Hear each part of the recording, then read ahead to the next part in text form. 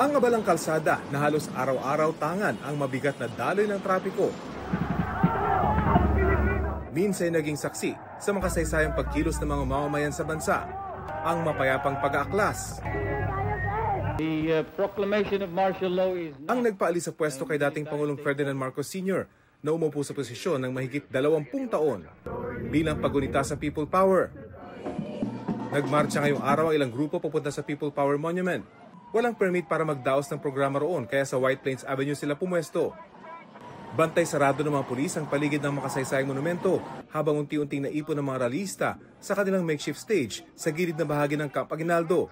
Mga pare at madre ang nasa unahan ng entablado na pagbibigay pugay raw sa mga taong simbahan na kasama sa EDSA People Power Revolution noong 1986. Pag nagkakaisa ang sambayanan, walang puwersang kayang humadlang sa tinig ng katotohanan. Ayon sa PNP, umabot sa 6,000 ang dumalo sa kasagsagan ng pagtitipon. Marami sa kanila ay mga kabataan.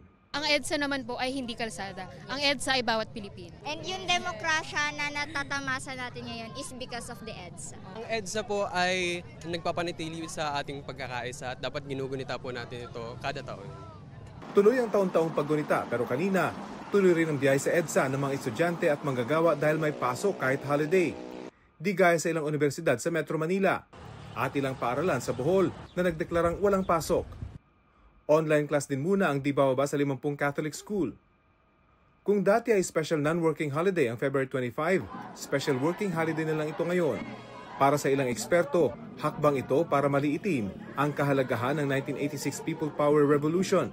Ayon sa isang law professor na may akda rin ng isang pag-aaral tungkol sa historical revisionism, ang di pag-alala ay simpleng paraan para baluktutin ang kasaysayan. Mas magiging open to wider reinterpretation, even distortion of what has been already settled. Baka ngayon mas open na sila to thinking na baka naman hindi naman ganoon kasama yung martial law or baka naman hindi talaga ganon kagrabe yung mga human rights violations ng martial law. Pero anya, walang dapat pagdebatihan. Dokumentado ang sinapit ng mahigit 11,000 human rights victims noong martial law, kaya binigyan sila ng compensation ng Human Rights Victims Claims Board. Sabi naman ng isang history professor, mapanganib kung iba ang pag-alala o hindi maalala ang nangyari noon.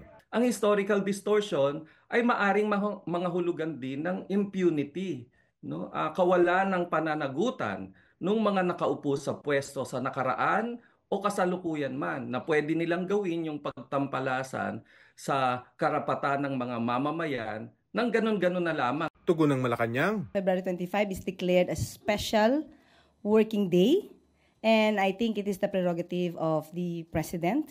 And when we say special working day, still there is encouragement to people to commemorate, to join any event, and it will not hinder any activity to commemorate the EDSA People Power. Pagdiin pa ng palasyo, walang tangka para baguhin ang kasaysayan. Since the time po na siya ay naging Pangulo, wala po tayong nadinig na anumang pagpapahinto ng anumang events, no?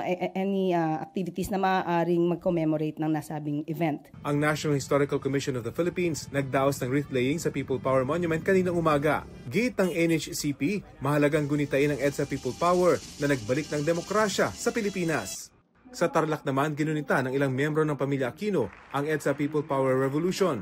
Bukas ng muli ang Aquino Center and Museum matapos ang 2 taong renovation.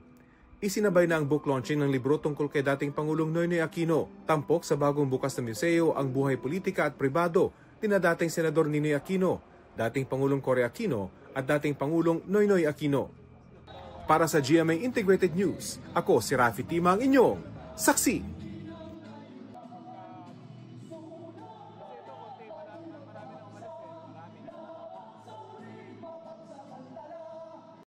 Mga kapuso, maging una sa saksi.